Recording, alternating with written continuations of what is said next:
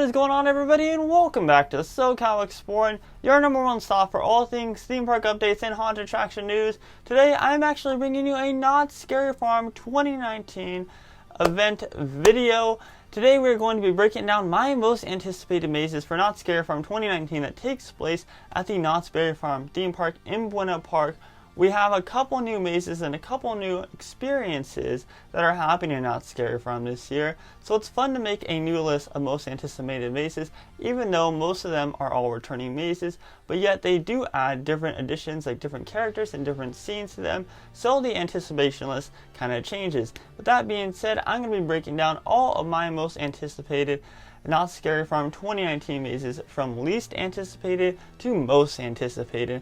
Keep in mind, these are all much my personal opinions, and I'd like to hear your guys' different lists down below of your most anticipated Knott's Scary Farm mazes. And with that being said, let's hop right into the video. Before that, make sure to check us out on social media at SoCal Exploring Media on Instagram and at SoCal Exploring on Twitter, and click that subscribe button if you want to see more Knott's Scary Farm related content with those bell notifications on. Lastly, visit our website SoCalExploring.com for more detailed theme park updates and haunt attraction news. We have 9 different mazes to experience this year, and number 9, my least anticipated maze for this year, is Shadowlands. Now, Shadowlands has been here for a couple years, and it was cool the first year. It was absolutely amazing the first year, actually, but then after a while, after it returning, I got kind of bored of it. They took the pre-show away, which is an absolutely amazing pre-show to make room for more lengthiness of the maze, but honestly, they haven't changed much since then.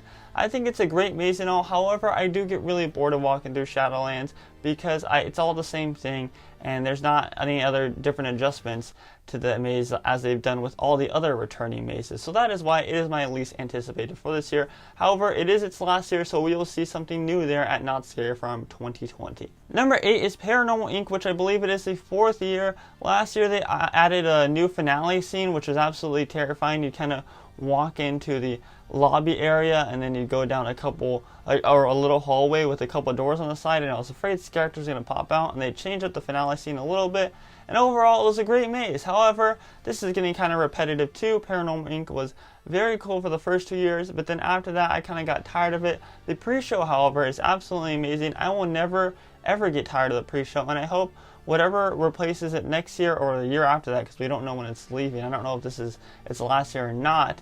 I hope that they have a pre-show as well in Knott's Scary Farm 2020 or Knott's Scary Farm 2021. Paranormal Inc. though goes at my number 8 spot for anticipated mazes. Number 7 goes to Special Ops Infected, which this is its last year as well. This is the interactive zombie shooting kind of game slash maze. You run through these different maze scenes and everything, and you shoot these zombies with your guns, headshots only, by the way. And it's a really fun experience, something that no other haunt really does better than Knott's Scary Farm. So it's a really neat experience. However, it's its last year. It's been here for 5 years, I believe. It started off in the Camp Snoopy location of the park, and now it is in the Mystery Lodge location, and they're adding different characters to it and a different showroom, which is really cool, kind of setting it off with a bang, and I'm hoping that it delivers this year with that new showroom and these different characters. And I'm sure it will, because it is a fun experience nonetheless, and you get to act like you're living inside of a zombie shooting game. Number 6 goes to Pumpkin Eater. Now, Pumpkin Eater, I love Daniel Miller as a maze designer, and he's the one that designed this maze. Pumpkin Eater is such a dark, sadistic maze. It is great. It is about this story about this giant queen who seeks to turn these humans into pumpkins and everything, and it is such a great story. It is so dark, and once you get into the kind of cave scene, you see the pumpkin seeds floating and everything, and you never know what to expect. There's tons of great different effects in this maze as well as a scene where you go through and it's kind of like the room's kind of shaking back and forth. It's a really cool. Pumpkin Eater, I hands down love that maze, and it is so dark and so amazing, and it's so gory too. And typically it doesn't have that long of a wait time either. So all in all, this maze is great. And number 5 goes to Dark Entities, which was a new maze last year. Now, I know a lot of people were disappointed with this maze because it wasn't as scary as most people would have liked. However, there were amazing, amazing sets. I mean, it literally felt like you were in a spaceship, and there were a couple of good scares in there. I didn't think it was that bad of a maze. I thought it was a very long maze.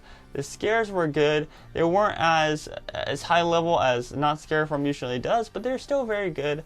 The crocodile type aliens were really cool, and just the interactions from the different characters was really good. I really like Dark Entities, and they're adding a couple new things to it, so I think that it's going to be 10 times greater than it was last year, just because like you guys literally feel like you're walking on this spaceship in Dark Entities and aliens have taken over. It's a really cool, neat experience, and that is why it is at my number 5 place. Number 4 is The Depths, which is also a brand new maze that came last year, and oh my goodness, this was hands down my favorite maze of last year. However, it's my number 4 this year, and here's the reason why. Because we got 3 other mazes in front that are definitely jam-packed to be amazing mazes, and that is why I had to put this down below. But it's not below, I mean it's super high, still in the top 5, am I right? The Depths, such a great maze, so many effects, the giant squid scene at the end, and the different water effects to make you feel like you're underwater is really, really neat, and I really like how they use the difference, the whole entire space for it, and kind of extended it out to the outer area as well.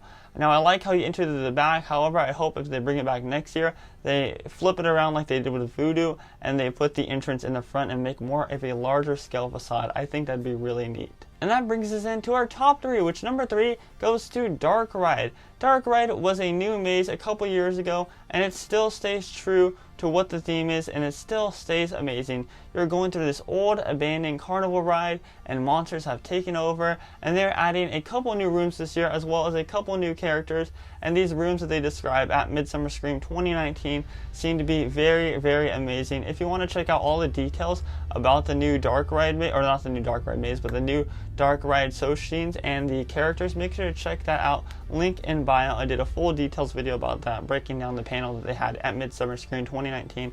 That is why Dark Ride is so high. It's a returning maze for its 3rd year. However, I think that it's going to be really amazing still. And last year it was amazing. The year before that, when it first came, it was so amazing.